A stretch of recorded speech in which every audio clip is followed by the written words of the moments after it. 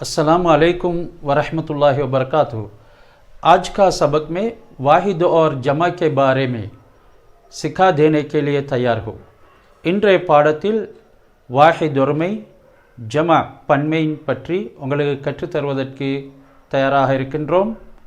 பாருங்கள், மிகவும் இலகுவாக எங்களுக்கு கற்றுக்கொள்ள முடியும். வாஹித் வஹ்தான் முஃப்ரத் என்றும் கூறலாம். ஒருமை அதாவது சிங்குலர். அடுத்தது ஜம்உ என்று அரபியில் சொல்வார்கள், உருதுவில் நாங்கள் ஜமா என்று சொல்லுவோம், ப்ளூரல். ஒருமையும் பன்மையும். லடுக்கா என்பது ஆண்பால், எங்களுக்கு தெரியும், பையன். இந்த லடுக்கா என்பது இறுதி ஆ என்ற ஓசையில் முடிவு பெற்றிருக்கின்றது. லடுக்கா லடுக்கா ஆ என்ற ஓசையில் முடிவு பெற்றிருக்கின்றது.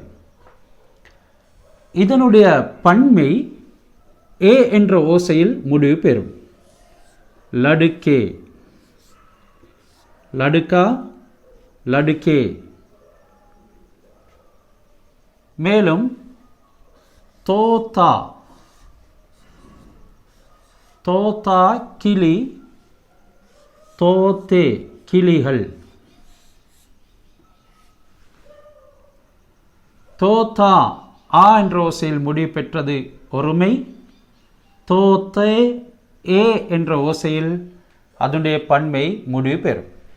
இவ்வாறாக ஆ என்ற ஓசையில் முடிவு பெறக்கூடிய அனைத்து பன்மைகளும் அதனுடைய ஏ என்ற ஓசையில்தான் முற்று பெறும்.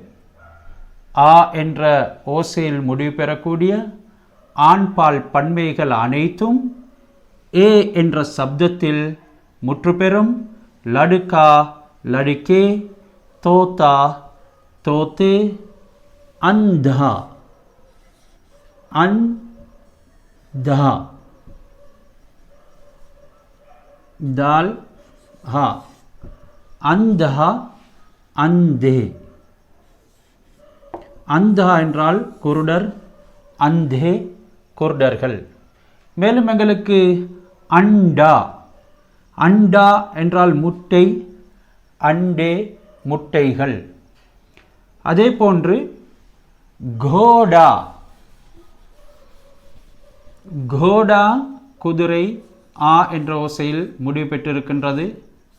கோடா அதனுடைய பன்மை ஆண்பால் கோடே என்று முடிவு பெறும். இதனை மிகவும் இலகுவாக நமக்கு ஞாபகத்திலே வைத்துக்கொள்ள முடியும். இது தவிர உண்டான ஆண்பால் என்றால் ஆ என்ற ஓசையில் முடிவு பெறக்கூடிய ஆண்பால் ஒருமை ஏ என்ற ஓசையில் முடிவு பெறும். இப்படி அல்லாதவைகள் ஆண்பால் பன்மையில் மாற மாட்டாது. உதாரணமாக கர் கர். கர் என்றால் வீடு, அதனுடைய பன்மையும் கர் தான். கர் வீடு,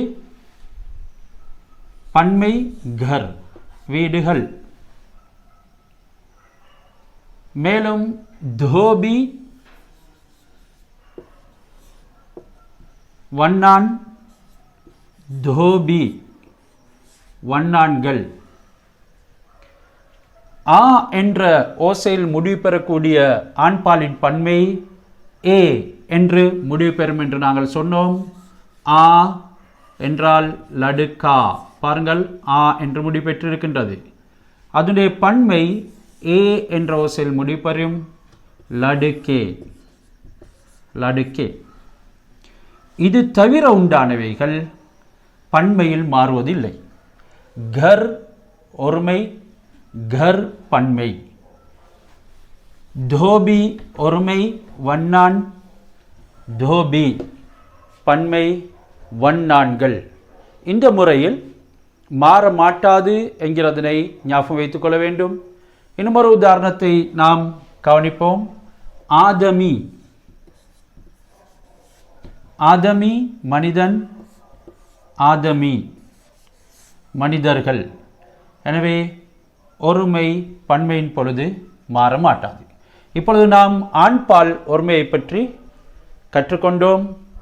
ஆ என்ற சப்தத்தில் முடிவு பெறக்கூடிய ஒவ்வொரு ஆண்பாலின் பன்மையும் ஏ என்ற சப்தத்தில் முடிவு பெறும். அது தவிர உண்டான சப்தங்களில் ஓசைகளில் முடிவு பெறக்கூடியது பன்மையில் மாற மாட்டாது. இதனை நன்கு நீங்கள் ஞாபகத்தில் வைத்துக் கொள்ளுங்கள். இப்பொழுது நாங்கள் பெண்பாலை கவனிப்போம். பெண்பாலுக்கு ஒரு உதாரணம் லடுக்கி. லடுக்கி என்றால் பெண் பிள்ளை. இங்கே நாங்கள் நல்ல முறையிலே கவனத்தை செலுத்த வேண்டும். லடுக்கி எனும் பொழுது அதனுடைய இறுதி ஈ என்ற சப்தத்தில் முடிவு பெற்றிருக்கின்றது. இதனை நாம் பன்மையாக மாற்றும் பொழுது இந்த ஈ இ ஆக மாறிவிடும். ஈ இ ஆக மாறி அதில் யா சேர்க்கப்படும். யா யா அலிஃபும் நூனே குன்னாவும் சேர்ந்து யா சேர்க்கப்படும். யா யான் என்று சொல்றது இல்லை, யா என்று நாம் நூனே குன்னா அது மூக்கினால் வெளியாகக்கூடிய முறையில் சொல்லுவோம். இப்படியாக லடுக்கி என்ற பெண்பாலின் ஒருமை அதனுடைய ஈ இயாக மாறி லடி கியா யா சேர்க்கப்படும். பாருங்கள், லடுக்கியா பெண் பிள்ளைகள். லடுக்கி லடுக்கியா. லடுக்கி ஈ என்று இருந்தது. அந்த ஈ ஈயாக இ என்பதாக மாறி யா சேர்க்கப்பட்டிருக்கின்றது. லடுக்கி லடுக்கியா. மேலும் சுட்டி. சுட்டி என்பதும் பெண்பால்.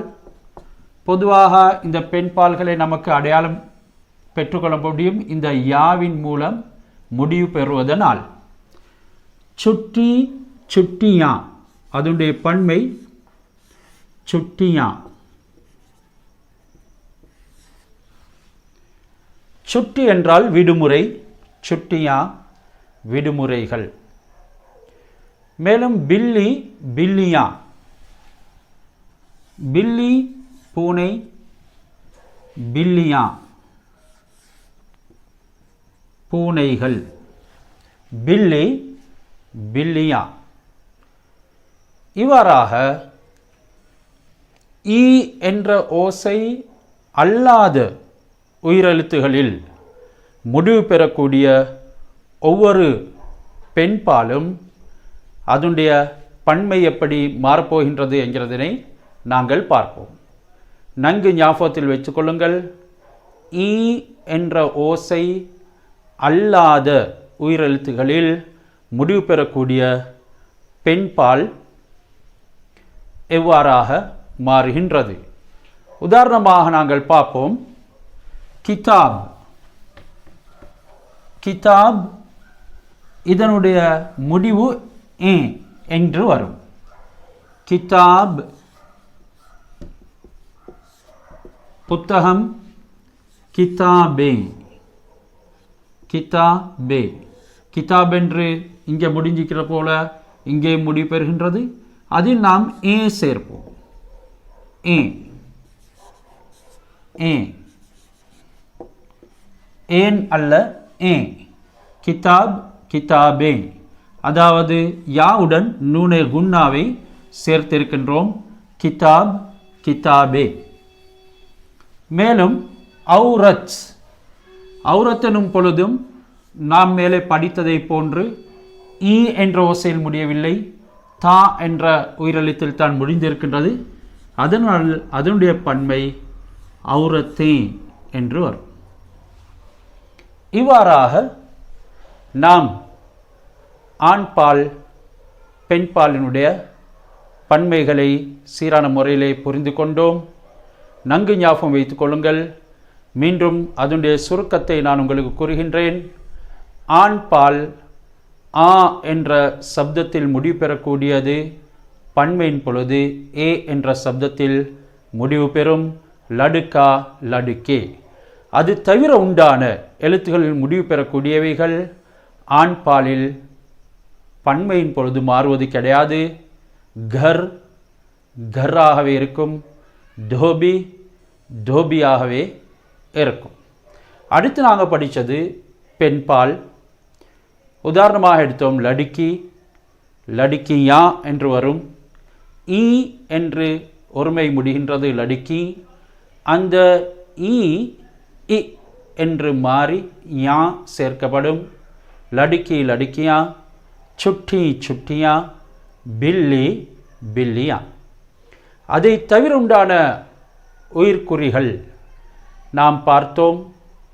கிதாப், இதுவும் முஅன்னஸ் பெண்பால், இதனுடைய பன்மை கிதாபே என்று வரும். மேலும் ஔரத், இதனுடைய பன்மை ஔரத்தே என்று வரும். அதாவது தாவில் ஔரத் என்று முடிகின்றது. அதன் பின்னால் நாம் யாவையும் நூனே குன்னாவையும் சேர்ப்போம், ஔரத்தே என்று ஆகிவிடும். இன்னும் ஒரு உதாரணம் காயே. காயேண்டா பசு, அதனுடைய பன்மை பெண்பால் காயே. எனவே இணைந்திருப்போம். இன்னும் ஒரு பாடத்தில் சந்திப்போம் இன்ஷா அல்லாஹ். எங்களுடைய சேனலை நீங்கள் சப்ஸ்கிரைப் பண்ணுங்கள், பெல் ஐக்கனையும் அழுத்துங்கள். புதிய வீடியோக்கள் நாம் உங்களுக்கு முன்வைக்கும் பொழுது அதனை உங்களுக்கு எளிதாக பெற்றுக்கொள்ளலாம். உங்களுடைய கருத்துக்களை கூறுங்கள், கமெண்ட்ஸ்களை பதிவு செய்யுங்கள். அல்லாஹ் ஹாஃபிஸ்.